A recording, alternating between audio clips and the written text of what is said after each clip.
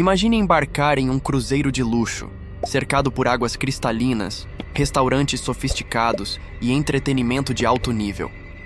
Tudo parece perfeito, mas de repente, o que era para ser uma viagem dos sonhos se transforma em um pesadelo inimaginável. O navio começa a se inclinar, as luzes piscam e o som de alarmes toma conta do ambiente. Passageiros entram em pânico, tentando entender o que está acontecendo. E então, a tragédia se desenrola diante dos olhos de todos.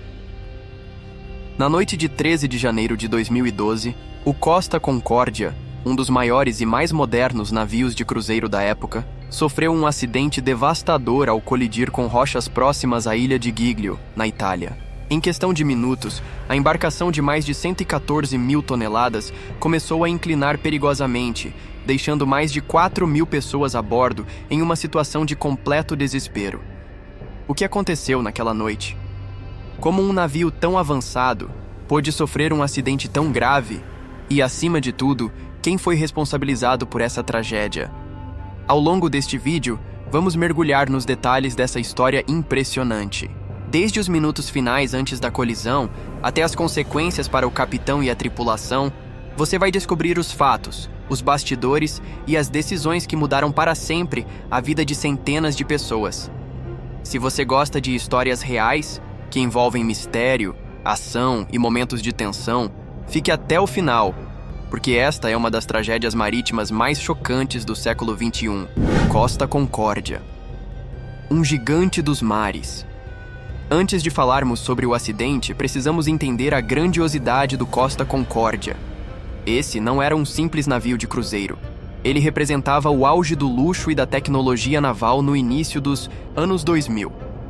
Com 290 metros de comprimento e capacidade para mais de 4.200 pessoas, o Costa Concordia era praticamente uma cidade flutuante. Restaurantes sofisticados, cassinos, piscinas, teatros e até um spa faziam parte da experiência exclusiva a bordo. Era um símbolo do turismo marítimo moderno, oferecendo aos passageiros o máximo de conforto e segurança. Pelo menos era o que todos imaginavam. Lançado ao mar em 2005 e operado pela Costa Crociere, o Concordia se tornou um dos navios mais icônicos da empresa. Seu nome, aliás, não foi escolhido por acaso. Concordia remete à harmonia e unidade, um conceito que a companhia desejava transmitir. No entanto, esse nome acabaria ganhando um significado trágico anos depois.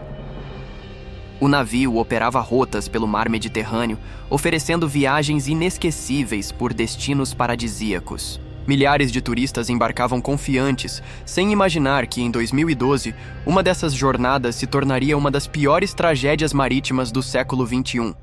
Mas como um navio tão imponente e equipado com as mais avançadas tecnologias poderia sofrer um acidente tão grave? Para entender isso, precisamos voltar no tempo e analisar o que aconteceu naquela noite fatídica. O início de uma noite fatal.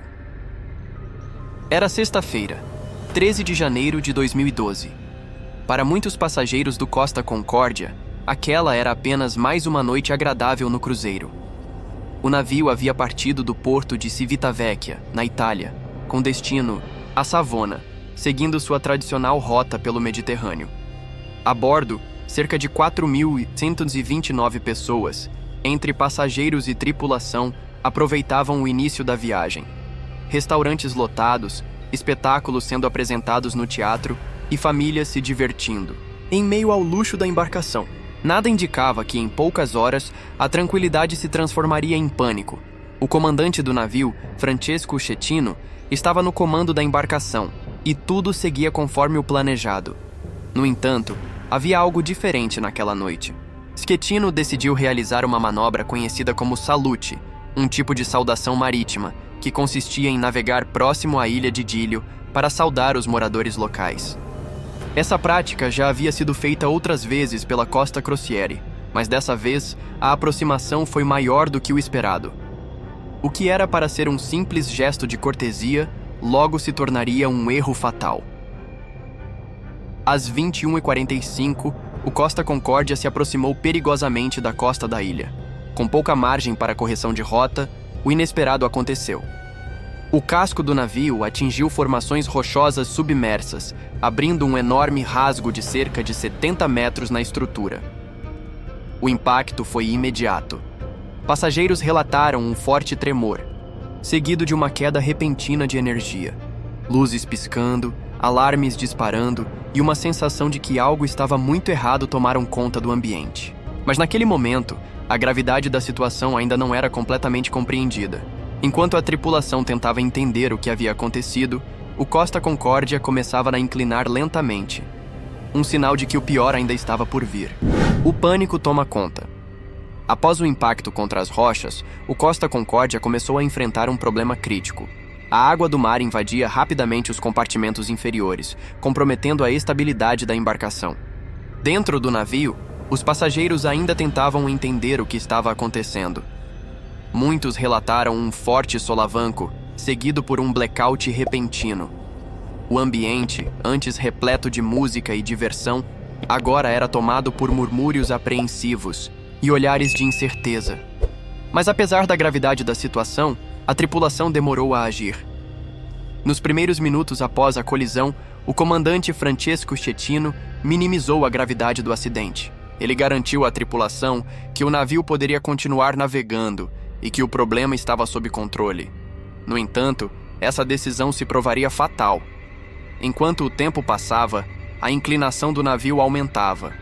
Alguns passageiros, já preocupados, se dirigiram aos decks superiores, esperando informações oficiais. Mas os avisos demoraram a chegar. Somente às 22h10, cerca de 25 minutos após a colisão, a tripulação anunciou que havia ocorrido um problema técnico e pediu que todos permanecessem calmos. Enquanto isso, os alarmes internos começaram a disparar e a água do mar avançava rapidamente pelos corredores. A bordo, alguns tripulantes perceberam que a situação era muito mais grave do que o informado. O motor já não respondia corretamente e o Costa Concórdia estava à deriva. Muitos passageiros ainda estavam jantando ou relaxando, sem imaginar que, naquele momento, o navio já estava comprometido. A demora na comunicação gerou uma sensação de caos crescente. Quando os primeiros sinais de que a evacuação poderia ser necessária começaram a surgir, já era tarde para uma retirada organizada. Com o navio se inclinando cada vez mais, as cenas de pânico começaram a se espalhar. Pessoas corriam desesperadas pelos corredores, algumas já usando coletes salva-vidas. O que deveria ter sido uma evacuação controlada, logo se transformou em um pesadelo. Mas o pior ainda estava por vir. O caos da evacuação. À medida que os minutos passavam, a situação a bordo do Costa Concórdia se tornava insustentável.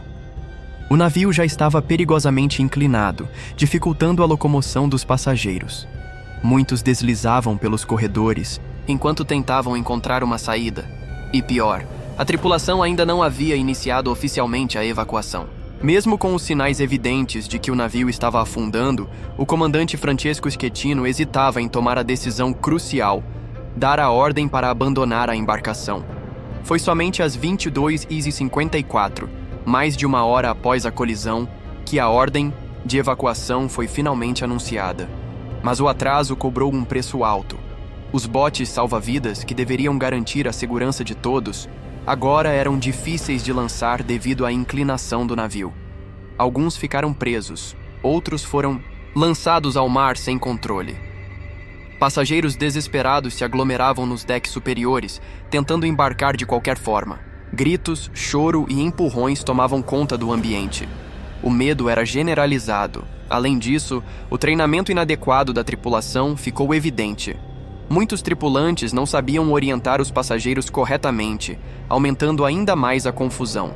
Algumas pessoas pularam no mar na tentativa desesperada de se salvar, enfrentando águas geladas e correntes traiçoeiras. O cenário era caótico. Enquanto isso, a guarda costeira italiana já estava ciente da emergência e enviava barcos para auxiliar no resgate. No entanto, a falta de comunicação eficiente dificultava a operação. Para piorar, o próprio comandante Schettino abandonou o navio antes de todos os passageiros, deixando milhares de pessoas para trás. Com o Costa Concórdia tombando rapidamente, a escuridão da noite tornava tudo ainda mais assustador. A tragédia era inevitável e muitas vidas estavam em risco. Mas o que aconteceu com aqueles que ficaram a bordo? Como os sobreviventes conseguiram escapar desse pesadelo? Os momentos finais do Costa Concórdia.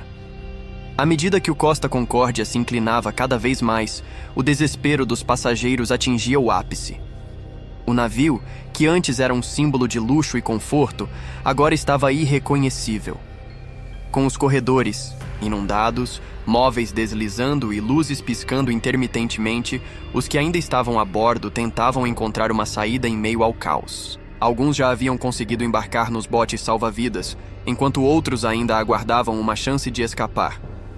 Por volta de 23h30, cerca de 2 horas após a colisão, o Costa Concórdia estava tombado em um ângulo crítico. A essa altura, muitos passageiros e tripulantes haviam saltado ao mar, na esperança de serem resgatados pelos barcos da guarda costeira.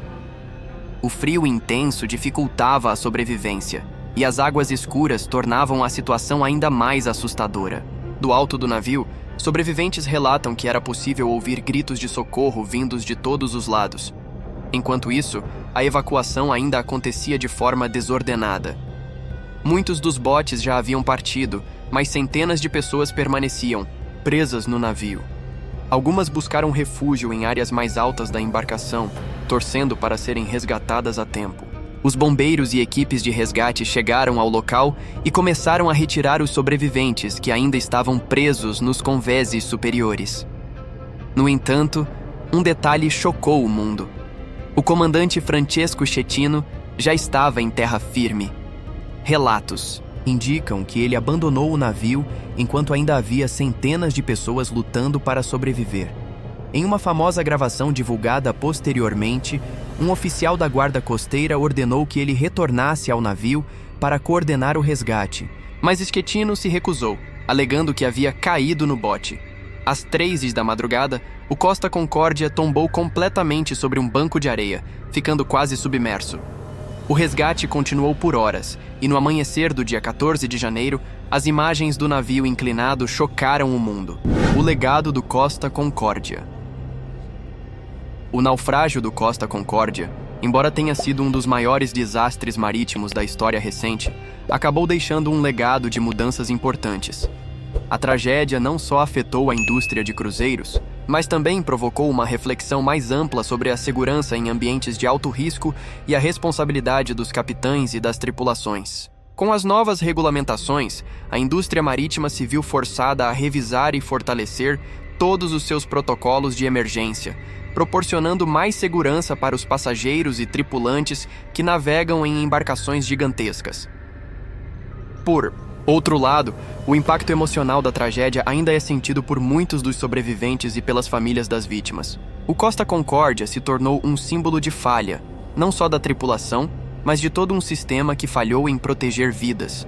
Para muitos, o nome Costa Concórdia ainda evoca sentimentos de dor e perda, mas também serviu como um marco de perseverança. O fato de que muitas vidas foram salvas, apesar das falhas, é um testemunho do heroísmo dos resgatistas, da tripulação que se esforçou para salvar vidas e dos próprios sobreviventes que enfrentaram as águas geladas do Mediterrâneo e o caos para escapar. Além disso, a história do Costa Concórdia permanece como uma advertência para todos os envolvidos na navegação, desde os fabricantes de navios até as autoridades reguladoras e as empresas de cruzeiros. As lições aprendidas, embora amargas, ajudaram a prevenir que um desastre semelhante se repetisse. Isso inclui a aplicação rigorosa de protocolos de evacuação, a revisão dos sistemas de comunicação e o reforço do treinamento das tripulações. O legado do Costa Concórdia é, portanto, uma lembrança de que a segurança nunca pode ser negligenciada, especialmente em situações de risco extremo. Por fim, após muitos anos de recuperação e reflexão, o Costa Concórdia foi desmantelado e seus destroços finalmente desapareceram. A ilha de Giglio, que foi marcada pela tragédia, viu uma recuperação tanto do ponto de vista ambiental quanto emocional. Hoje, ela segue como um símbolo de resistência e renovação, lembrando a todos que, mesmo diante da devastação, é possível se reerguer e seguir em frente.